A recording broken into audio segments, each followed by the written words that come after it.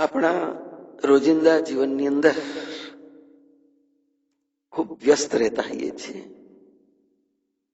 અને મિત્રો, સમજવા જેવી વાત એ છે કે એ રોજિંદા જીવનના વ્યવહારમાં સવારથી સાંજ સુધી આપણે લાગ્યા જ કરતા. ક્યારેક થાક, ક્યારેક કંટાળો, ક્યારેક સુસ્તી, આ બધું અનુભવાય. અને તે વખતે એમ થાય કે આજે બહુ થાકી ગયો છું. અને આમ રોજિંદા જીવનની અંદર એક સ્વભાવ પડી જાય, અરે બસ આ જ રીતે આપણે આવું જ જીવવાનું, રેડિયાળ એક યંત્રવત. પણ એ યંત્રવત કાર્યના થાકમાંથી બહાર આવવા માટે આપણી સંસ્કૃતિને કોઈ દિવસ સમજ્યા છો? એમાં કેટલા બધા પર્વો આવે છે, કેટલા ઉત્સવ આવે છે. અને એ ઉત્સવની અંદર આપણે આનંદ અનુભવીએ છીએ. બધો જ કાર્ય બહુ છે.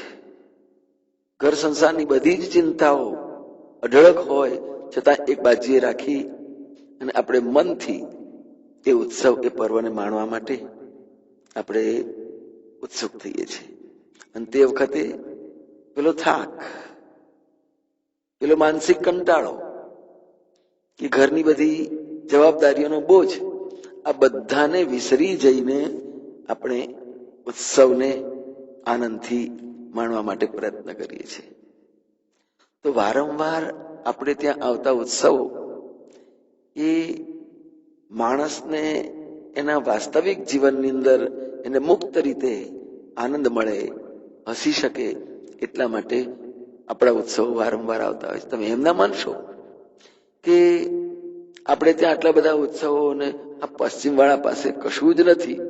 એ લોકો જીવનથી થાકેલા છે અને એટલા માટે જ એમના કોઈ પણ એના સિવાયના એમના ઉત્સવો હોય, જેવા કે વેલેન્ટાઇન ડે ને, સિસ્ટર ડે ને, બ્રધર્સ ડે ને, મધર્સ ડે ને, એનો અર્થ શું, એનો મિનિંગ શું, ક્યાં ગાડી, કયું નિમિત્ત, કેવો આનંદ.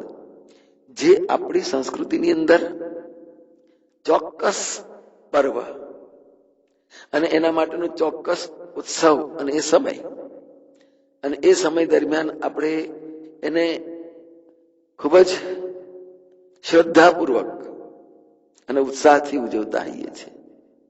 એની અંદર એના લક્ષ્ય હોય અને આપણી જે લૌકિક, વ્યવહારિક, સાંસારિક જે તણાવવાળી સ્થિતિ છે ને, એમાંથી બહાર નીકળી અને આનંદપૂર્ણ જીવન જીવવા માટે.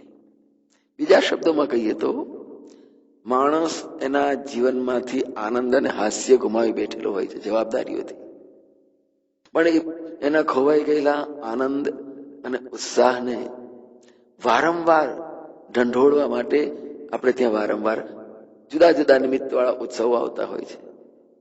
અને એ ઉત્સવો વડે આપણે હળવાશ મેળવી શકીએ છીએ. આપણા જીવનનો ખોવાઈ ગયેલો આનંદ, ખોઈ બેઠેલી આપણી સ્વતંત્રતા એને પાછી મેળવી શકીએ છીએ, એનો આનંદ મેળવી શકીએ છીએ, એમાંથી થોડી મુક્તિ મેળવી શકીએ છીએ. તો આવા ભાવથી આપણે ત્યાં જે જે ઉત્સવો આવે છે એને વધાવતા શીખીએ, એને આડંબર ન માનશો. આવું આવ્યા જ કરે એમ પણ માનસિકતાને કેળવશું. અને એ ઉત્સવોમાં વિકૃતિઓ ન આવવા દેશો. જેમ કે જન્માષ્ટમી તો જુગાર, ગણેશ ઉત્સવ તો એ વ્યસનો, નવરાત્રીનો ઉત્સવ ખરો પણ એની અંદરની વિકૃતિઓ, આ બધી આપણી સંસ્કૃતિને, સંસ્કારને દૂષિત કરી નાખે છે. એટલે ઉત્સવ ઉજવીએ, એનો આનંદ માણીએ સમજણપૂર્વક. ઉત્સવોને વિકૃત ન કરીએ. ઉત્સવોને માત્ર કોઈ વ્યસનો અને વાસનાઓ અને કોઈ કુટેવોને પોષવા માટે નિમિત્ત ન બનાવી દઈએ. આપણા ઉત્સવોને પવિત્ર રાખીએ. ઘણા બધા લક્ષ્યો હોય છે કે જે માનવ કલ્યાણ માટે, માનવના આરોગ્ય માટે અને માનવની જાળવણી માટે પણ આ બધા ઉત્સવો અને એના આસપાસના જે નિયમો એ બધા જ ખૂબ અગત્યના છે. માટે કોઈ પણ ઉત્સવ પર્વ નિરર્થક છે એમ ન માનશો. આજે આપણે બહુ ભણ્યા, વિદેશી સંસ્કૃતિ લઈને આવ્યા એટલે આપણા દેશી ઉત્સવોને ન ગણકારવા કે ન ઉજવવા એવું નહીં. ભલે પેન્ટ પહેરેલા હઈએ, દેશી અંગ્રેજો બની ગયા હઈએ આપણે, પણ આપણી સંસ્કૃતિનો તો આપણે આદર કરીએ.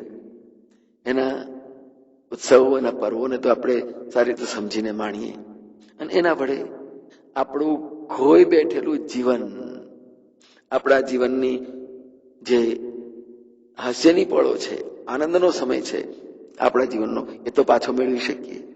કારણ વ્યવહારના ડુંગર જેવા ઉકરડાની તરીએ આપણે દટાયેલા પડ્યા છે. આપણે આપણા જીવનને દાટી દઈએ છીએ. તો એમાંથી બહાર આવવા માટે પણ આપણી સંસ્કૃતિના પરંપરાના ઉત્સવોને આપણે આવકારીએ, સત્કારીએ, એનું સન્માન કરી એને ઉજાગર કરીએ, નકામા ના માનશું. સૌને જય મહારાજ.